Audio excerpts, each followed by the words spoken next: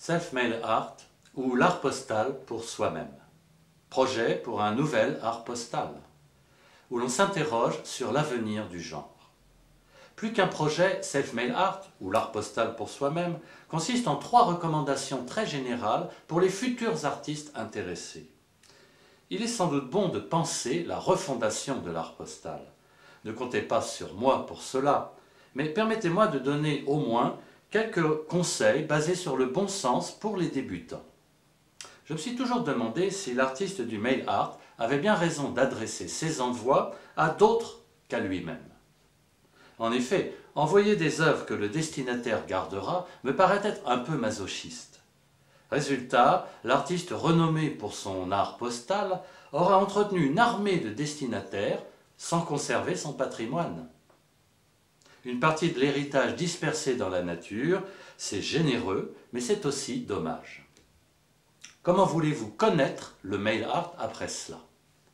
Pour témoigner de ma préoccupation et du fait qu'elle ne date pas d'hier, voici un document daté du 15 février 1977. C'est une carte postale du Mont-Saint-Michel, adressée à Jean-Philippe Lemay par Jean-Philippe Lemay. Je me permets de lire le message. Cher Jean-Philippe, juste un petit mot du Mont, ça fait toujours plaisir. Cette carte banale te donnera peut-être des envies de grand air pendant ton dur travail. À bientôt, Jean-Philippe. Il y a donc 3 fois Jean-Philippe sur la carte.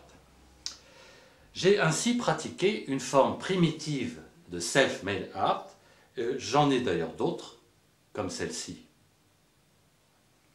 On pourra rétorquer que dans le cas d'envoi pour soi-même, il n'est sans doute pas fondamental de poster réellement les œuvres. Ici, nous abordons le second volet de ma réflexion. Pour qu'il y ait mail art, il faut passer par la voie postale, car c'est le timbre, le cachet de la poste, le flamme qui font foi. Le mail art n'est pas le email art. Voici un autre document authentique, une carte envoyée par l'artiste Ben à moi-même en 1981. Au dos, une véritable inscription au feutre, signée Ben, avec une faute d'orthographe sans doute volontaire, « Je veux la gloire ». Le timbre est là, mon nom, mon adresse, mais je ne sais par quelle opération du Saint-Esprit, il manque le cachet de la poste et la date précise. Je certifie pourtant avoir reçu l'œuvre avec mon courrier habituel.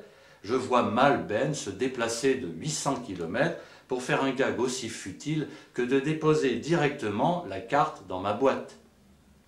Le résultat est, malgré la phrase de Ben, frustrant. La deuxième recommandation pour les futurs artistes du mail art est donc « Ne vaut que ce qui est authentiquement cacheté, la poste reste votre maître ».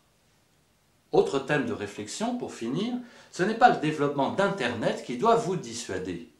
À ce propos, je me suis toujours étonné de la présence d'ordinateurs sur les lieux d'exposition censés faire découvrir le net art. Je ne consulte personnellement jamais ce genre de documents dans les musées ou dans les galeries. Pourquoi aller à Berlin si c'est pour consulter ce que je peux consulter depuis chez moi? Les défenseurs du net art ont trop tendance à vouloir la gloire de l'exposition en même temps que celle de la toile. Quel est le rapport avec l'art postal? Eh bien, c'est qu'il faut apprendre à reconnaître la spécificité de son médium pour mieux le renouveler. Ma troisième recommandation a l'allure d'une profession de foi. L'artisanal mail art, géré avec astuce, a de l'avenir, ne serait-ce que parce que la plupart des artistes s'en détournent. Et puis, n'oublions pas le charme inépuisable des belles enveloppes et des beaux timbres.